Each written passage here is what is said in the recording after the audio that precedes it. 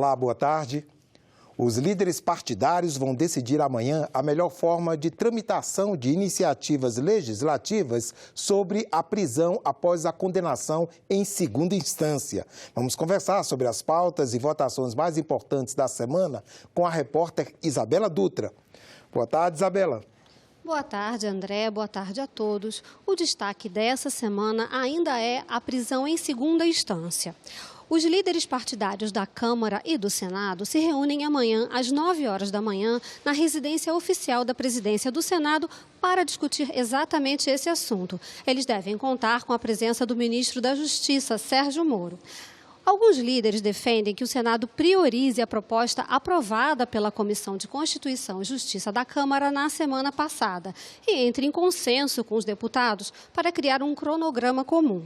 Essa proposta determina que a ação penal se encerra em segunda instância e extingue a possibilidade de recurso para os tribunais superiores. Para recorrer a esses tribunais, então, seria necessário iniciar uma nova ação.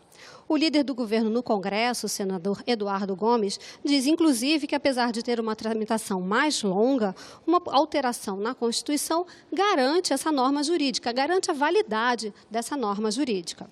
A questão, André, é que aqui no Senado está na pauta da CCJ dessa quarta-feira o projeto de lei que permite a volta da prisão em segunda instância, através de uma alteração no Código de Processo Penal. O texto desse projeto, inclusive, foi feito a partir de conversas entre os senadores e o ministro Sérgio Moro.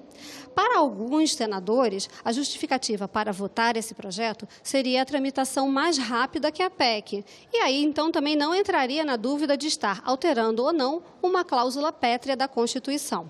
Então, tudo isso deve ser resolvido, a decisão sobre esse encaminhamento deve ser resolvida na reunião de amanhã de manhã, lá na residência oficial da presidência do Senado, e a audiência pública, que estava marcada também para amanhã na CCJ com a presença do ministro Sérgio Moro, foi adiada, André. Agora, Isabela, e o Congresso Nacional vai se reunir 2 vezes esta semana? Sim, André, 2 vezes. Deputados e senadores se reúnem na terça-feira para votar 11 vetos, para apreciar 11 vetos do presidente da República. Pelo entendimento, esses vetos todos devem ser derrubados. E na quarta-feira, eles voltam a se reunir para votar 24 créditos, que vão liberar mais de 22 bilhões de reais no orçamento. Cerca de 5 bilhões de reais são do último leilão do pré-sal e devem ir para estados e municípios. E aqui no Senado, o plenário se reúne nesta terça-feira em sessão deliberativa com 10 itens na pauta. Os senadores podem votar em primeiro turno a proposta de emenda à Constituição que torna mais difícil a perda da cidadania brasileira. Também estão na pauta a divulgação detalhada dos gastos do governo e a proibição do corte para verbas de obras públicas. André? Obrigado, Isabela. A Comissão de Direitos Humanos debateu hoje em audiência pública o Mais Brasil, um pacote lançado pelo governo que pretende reformar o Estado brasileiro. São 3 propostas de emenda à Constituição que tratam do Pacto Federativo, a relação entre União, Estados e municípios, dos fundos públicos e uma emergencial. Segundo o representante do Ministério da Economia, os governos federal, estaduais e municipais estão engessados, sem capacidade de investimento e sem dar conta das próprias obrigações. O nível de gastos é elevado, a gente tem um excesso de despesas obrigatórias, não só na União, mas também em estados e municípios. E esse é o resultado do modelo fiscal que a gente tem hoje. O investimento feito em 2018 foi só de 25 bilhões, é como se fosse R$100 por pessoa, é muito pouco. Para mudar esse quadro, os gestores precisariam de flexibilidade, dispor de opções para usar a verba pública. Você hoje com a União, com 93% de despesa, sendo despesa obrigatória, você não consegue fazer qualquer gestão.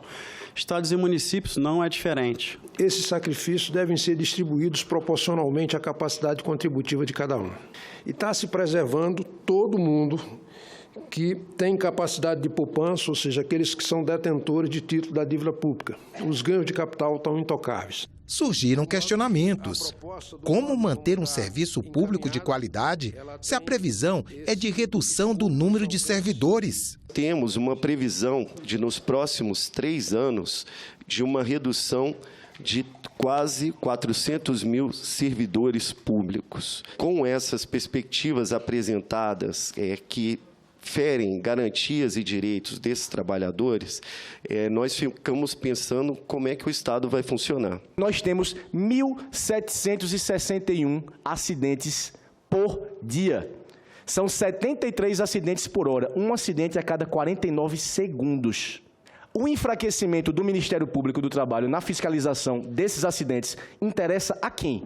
Uma das medidas pretende acabar com municípios pequenos que não têm arrecadação em certo patamar.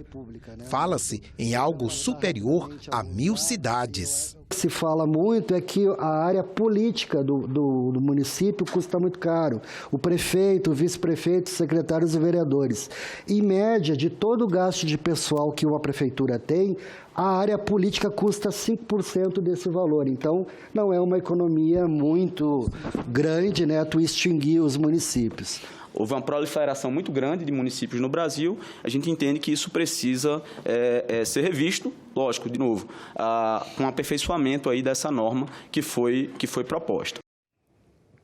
A subcomissão temporária da usina de Belo Monte está no Pará para fiscalizar as instalações da hidrelétrica. A última das 18 turbinas do projeto vai ser inaugurada nesta quarta-feira pelo presidente da República, Jair Bolsonaro. O presidente da subcomissão, senador Zequinha Marinho, esteve hoje na usina.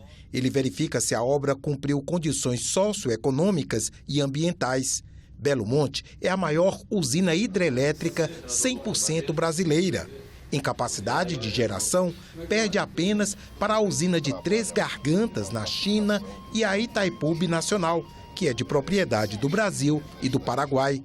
Todo mundo fazendo essa vistoria, vamos encerrar nosso relatório e a subcomissão tem como meta apresentar ao Congresso Nacional, ao governo, à ANEEL, ao consórcio Norte Energia e assim por diante. Começaram a chegar a Brasília os participantes do programa Jovem Senador 2019. Eles são vencedores de um concurso de redação com o tema Cidadão que acompanha o orçamento dá valor ao Brasil. São 27 estudantes, um de cada unidade da federação. Eles desembarcaram nesta manhã no aeroporto da capital e até sexta-feira vão acompanhar o dia a dia dos senadores e do Senado e também vão ter a oportunidade de sugerir projetos de lei para a Comissão de Direitos Humanos e Legislação Participativa. O programa Jovem Senador foi criado em 2011 e nesta edição foram inscritas mais de 120 mil redações. A CPI mista sobre as notícias falsas deve ouvir nesta terça-feira o ex-ministro-chefe da Secretaria de Governo da Presidência da República, General Santos Cruz. Ele foi convidado para a reunião que ocorre amanhã a partir de 13h. O ex-ministro Santos Cruz afirmou em entrevista que sua saída do ministério foi o resultado de ataques de uma milícia digital, ligada a apoiadores do atual presidente da República, Jair Bolsonaro. Ele ficou no governo de janeiro até junho em uma das pastas consideradas mais estratégicas. O general foi convidado pela CPMI para explicar a afirmação. Os pedidos foram feitos pelo senador Rogério Carvalho, do PT de Sergipe, e pelo deputado Marcelo Ramos, do PL do Amazonas. A comissão mista investiga ataques cibernéticos que atentam contra a democracia. O presidente do Senado, Davi Alcolumbre, escreveu nas redes sociais sobre o falecimento do apresentador Gugu Liberato. Ele disse que o Brasil perdeu um homem carismático, talentoso e que sempre fez questão de enaltecer a arte brasileira e manifestou condolências à família. Hoje é o Dia Internacional para a Eliminação da Violência contra as Mulheres. O Senado faz às 16h uma sessão especial para destacar a importância do tema. A data do dia 25 de novembro foi escolhida pela Organização das Nações Unidas em 1999, em homenagem às irmãs dominicanas que lutavam por soluções de problemas sociais em seu país. Conhecidas como Las Mariposas, elas foram vítimas da ditadura dominicana em 1960. O dia também será um momento para alertar a sociedade sobre os casos de mulheres vítimas de feminicídio e violência. De acordo com os dados do Anuário Brasileiro de Segurança Pública deste ano, só em 2018, 1.206 mulheres foram mortas apenas por serem mulheres. A população precisa estar atento a isso, a gente precisa realmente levar esse assunto todos os dias para os jornais, para a televisão, na educação, que é o principal, né, nas escolas, acho que é fundamental. Parece que está piorando, né, a situação. Eu não sei se é porque está tendo mais denúncia e as mulheres estão tendo mais coragem de denunciar, aí acaba aparecendo mais, mas o Brasil ainda é muito machista, né, ainda trata a mulher como propriedade. E o gramado do Congresso Nacional amanheceu hoje com cruzes para representar os assassinatos de mulheres no Brasil. São 1.206 cruzes, o número de mulheres assassinadas no Brasil no ano passado. Em 2019, apenas no Distrito Federal já foram 27 mortes, segundo a Secretaria de Segurança Pública. Os organizadores do ato querem chamar a atenção para a importância de as mulheres não ficarem caladas diante de violências. Entendemos que nós estamos em um Brasil, em um país de feminicídio, de tantas mulheres que não suportam a dor e ter um grito que hoje isso para mim, eu entendo que eu sou livre e que eu tomei uma atitude para que elas também aprendam e venham tomar e sintam essa necessidade do amor próprio. Quem traz no corpo a marca, Maria, Maria, misturador e alegria. O Senado fez na última sexta-feira uma audiência pública para homenagear o Dia Nacional de Zumbi e da Consciência Negra, que é comemorado em 20 de novembro. A data comemorativa marca a morte do ícone negro Zumbi dos Palmares, líder do Quilombo dos Palmares. Ele está inscrito no livro dos heróis e heroínas da pátria desde 1996. A sessão especial do Senado começou com a execução do hino nacional. De um povo heróico, brado retumbante, e o sol da liberdade em raios fúlgidos. Para além das comemorações, os convidados debateram sobre o preconceito no Brasil e as políticas para conter o avanço do racismo. O sistema de prisão no Brasil passou a ser, de maneira oficial, mais o objeto de tortura do povo negro. E frente a esse fato, nós discutimos com várias entidades, vários movimentos da comunidade negra, para enfrentar isso de maneira cabal. Eu valho-me desta tribuna para celebrar os avanços, mas também para denunciar o massacre cotidiano sofrido por nós ainda hoje, que devemos analisar sob duas perspectivas. As perdas acumuladas, não é? A escravidão nos deixou essa perda acumulada, que não é essa sinalização estatística que vai nos fazer esquecer. E, além dessas perdas, nós precisamos continuar atentos para as tendências preocupantes do futuro que Frei Davi trouxe aqui com muita propriedade. Hoje lutamos para que a nossa gente possa ter liberdade no campo socioeconômico, financeiro, liberdade de trabalhar contra a invisibilidade em que negros e negras ainda se encontram em nosso país, em nossa pátria. O senador Paulo Paim presidiu a sessão e finalizou explicando a importância da data. 20 de novembro para quê?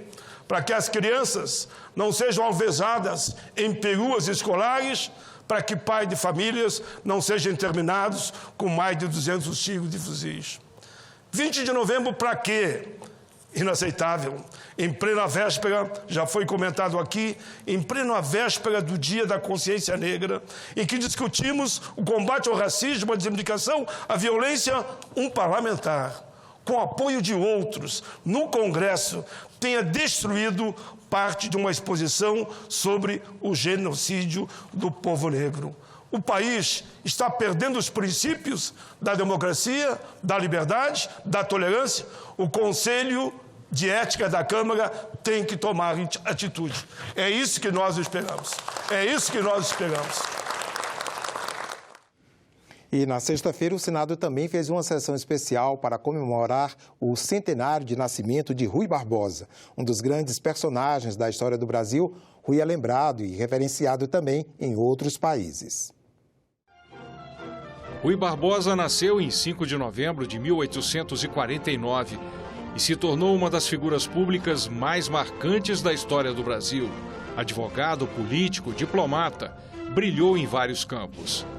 Um documentário da TV Senado que resume a trajetória do baiano foi exibido durante a sessão. Rui Barbosa foi o revisor da primeira Constituição republicana do país. A Lei Magna de 1891 seguia o modelo americano. Em 1909, Rui Barbosa lança a inflamada campanha civilista. Sai candidato à presidência da República pela primeira vez contra o Marechal Hermes e perde. Candidata-se novamente em 1919, mas é derrotado nas urnas, dessa vez por Epitácio Pessoa. Rui Barbosa ficou conhecido como a Águia de Haia por sua participação na Conferência de Paz, realizada em 2007 naquela cidade holandesa. Por causa desse evento, os poloneses, quem diria, reverenciam a memória de Rui até hoje. Naquela altura, Polônia foi obrigada a desaparecer do mapa do mundo. Fomos, infelizmente, divididos, nosso território foi dividido entre nossos poderosos amigos, agora, mas na altura nem tanto vizinhos. Na nossa memória, o discurso dele no Haia nunca vai desaparecer, porque naquela altura ele falou que a Polônia tem todo o direito de voltar ao mapa do mundo. Rui é um patrono, reitero, deste Senado, da República Brasileira, como foi fundada. Sabemos do protagonismo dele na esfera internacional. O senador Randolfo Rodrigues é autor de um projeto de resolução que dá o nome de Plenário Rui Barbosa ao plenário do Senado. O texto ainda não foi votado. O Senado também analisa a proposta da senadora Maria do Carmo de criação do Prêmio Rui Barbosa, a ser concedido a pessoas que tenham oferecido contribuições relevantes ao poder legislativo e às carreiras jurídica e diplomática. Os aplicativos que oferecem vídeos e filmes sob demanda não são regulamentados no Brasil. Um projeto do senador Humberto Costa quer modificar essa realidade. Ele é o nosso entrevistado de hoje. Senador, o senhor está propondo um marco legal para o setor, é isso? Sim. Na verdade, nós temos já no Brasil toda uma legislação que trata do segmento do audiovisual, mas os avanços tecnológicos, especialmente esse que tende a ser muito amplo e muito importante, que é a do desenvolvimento de toda uma indústria dos vídeos sob demanda, não tem essa regulamentação. Já temos essa regulamentação para a indústria cinematográfica de um modo geral, para as TVs por assinatura que exibem filmes, e esse setor começou agora, cresce de uma forma que eu diria numa progressão geométrica. Hoje nós temos já mais de 8,5 milhões de pessoas que já têm assinatura de empresas que fornecem o vídeo sob demanda, e não há uma regulamentação. Isso é importante tanto para quem produz quanto para quem distribui, mas principalmente para quem é o consumidor. E o que nós estamos fazendo é tão somente trazer para o Brasil algo que os outros países já fazem, a regulamentação, e já a experiência de que a regulamentação é necessária e boa. E dentro dessa regulamentação existe uma das coisas mais importantes, que é nós podermos ter por parte dessas empresas que faturam muito. A Netflix, por exemplo, tem uma previsão de agora, no ano de 2019, faturar 4,5 bilhões de reais. No Brasil, senador? No Brasil. É importante que essas empresas possam contribuir com o Condecine. O que é o Condecine? É uma contribuição, portanto, não vai para o Caixa Único do governo, cujo objetivo é contribuir para um fundo, que é o Fundo do Audiovisual, e esse fundo do Audiovisual, ele financia filmes brasileiros que hoje, inclusive, tem grande receptividade internacional. Agora mesmo o Bacurau... Filmes, séries de televisão, filmes, séries animações, de televisão, exatamente, infantis, todos esses. né, documentários. E é isso que tem permitido que o Brasil hoje seja uma referência mundial. Hoje nós temos uma produção média de mais de 150 filmes de longa-metragem por ano. O Brasil tem recebido prêmios importantes com os filmes que produz. Temos regiões, estados como Pernambuco, Ceará, o próprio Distrito Federal, que tem polos importantes de produção cinematográfica. E o que é mais importante é que é um setor que tem um peso econômico significativo. Hoje, ele representa 0,48% do PIB, ou seja, é maior do que, por exemplo, a indústria farmacêutica. Aí a gente está falando do setor do audiovisual como um todo. De um modo geral, né? Sim. E certamente a contribuição que o vídeo por demanda vai dar será muito significativo nisso. Senador, quais diretrizes o senhor está propondo para o setor? Porque, em relação à tributação, o representante das programadoras de TV por assinatura que esteve em uma audiência pública para tratar do projeto, ele disse que os serviços de streaming já pagam ISS, PIS/COFINS, contribuição social sobre o lucro líquido, imposto de renda e, quando faz remessa para o exterior, também é tributada a Condecine, que é a contribuição para o desenvolvimento da indústria cinematográfica nacional. O que o senhor está propondo para essas empresas? Propondo que elas possam contribuir de modo permanente para o Condecine e em todas as suas produções, que eles tenham também a obrigatoriedade... Aquela contribuição de 4%? Sim, será no máximo 4%, porque ela será proporcional ao faturamento da empresa. À medida que a empresa muda de patamar em termos do seu tamanho pela quantidade de assinantes que tem, poderá pagar um pouco mais, mas o limite é de 4%. E eu, inclusive, quero contestar o argumento que algumas dessas entidades, empresas colocam, de que isso vai representar um aumento significativo nessas mensalidades. Primeiro, essas mensalidades têm crescido independentemente da elevação de tributos, não é? Segundo, por exemplo, quando nós tivemos a regulamentação do ISS, e eu fui relator dessa matéria aqui no Senado, havia uma grita dessas empresas de que iria haver a necessidade de um aumento no valor das mensalidades, e eles começaram a pagar de 2% a 5%, e o incremento que houve foi muito menor do que isso, até porque hoje, com os algoritmos que eles têm, com os dados que eles têm plena capacidade de identificar qual é a capacidade máxima das pessoas de bancarem um aumento sem a necessidade de romper as assinaturas. Então, esse argumento não é um argumento que seja válido. O que nós temos que pensar é nisso. Qual a importância do ponto de vista cultural, do ponto de vista econômico, que é nós termos uma indústria limpa, que gera centenas de milhares de empregos e que tem resultados muito importantes do ponto de vista do fortalecimento da nossa identidade cultural.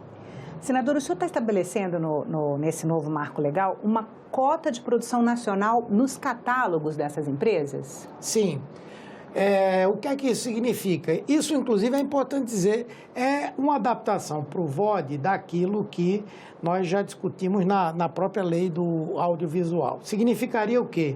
Que as TVs por assinatura hoje já são obrigadas a ter um percentual, Tem obrigatoriedade disso. E isso, em grande parte, é o que permitiu que o Brasil chegasse nesse ponto que ele tem a sua produção cinematográfica, de audiovisual. Ou seja, o que é que se quer? Que nós tenhamos a garantia de que uma parte do que é oferecido à população brasileira seja de produção nacional. E isso hoje não é nenhuma dificuldade nem estorvo para essas empresas. Pelo contrário. Inclusive, elas já fazem, né? Já fazem, boa parte delas já faz, passariam a ter uma obrigatoriedade de definir um mínimo para isso aí. Isso levaria não somente ao fortalecimento de uma produção independente, que seria bastante beneficiada, como também elas ganham porque o cinema nacional hoje, o audiovisual brasileiro hoje, é uma referência internacional. Eles não somente vão ganhar dinheiro aqui no Brasil, como vão ganhar lá fora se começarem a produzir. Porque a competência técnica, a capacidade de desenvolvimento dessas obras é muito grande no Brasil e certamente é um diferencial para essas empresas que vão atuar aqui. E não é nenhum sacrifício.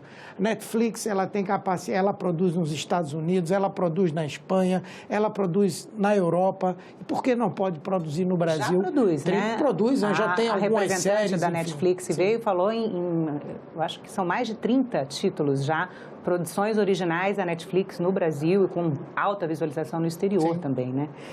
Senador, uma preocupação de vários participantes das audiências públicas que debateram o projeto é que a regulamentação não sufoque o desenvolvimento do setor. Alguns participantes citaram a nova lei da liberdade econômica e consideram que a proposta poderia ser considerada um abuso regulatório. Como o senhor vê a questão? Eu vejo o seguinte, mesmo aquelas pessoas que têm uma visão ultraliberal da sociedade colocam muito claramente que o Estado não deve participar da atividade econômica, ele não deve exercer um papel que cabe às empresas. No entanto, há um consenso absoluto de que o Estado deve exercer um papel de regulação.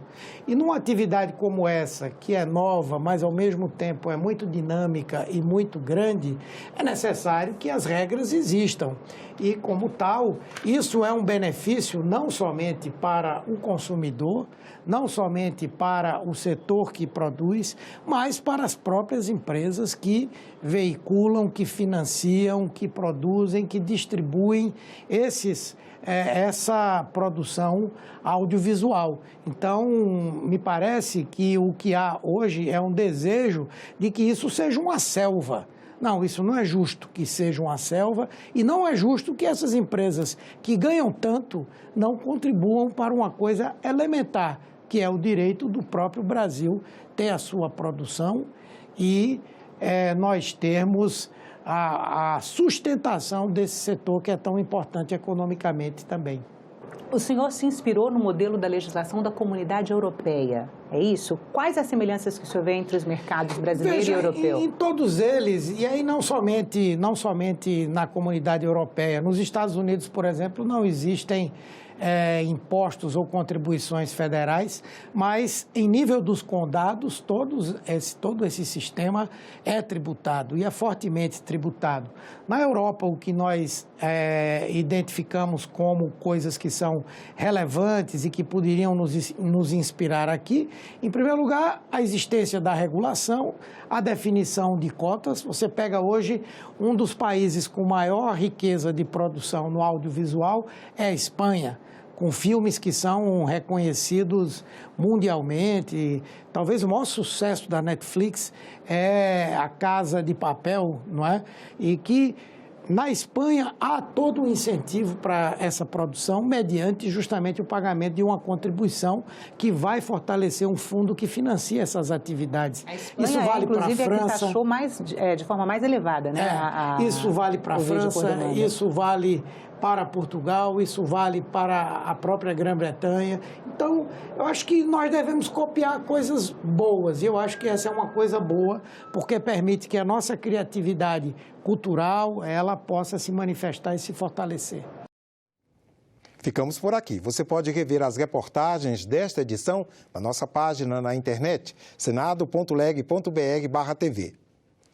Obrigado pela companhia e até a próxima.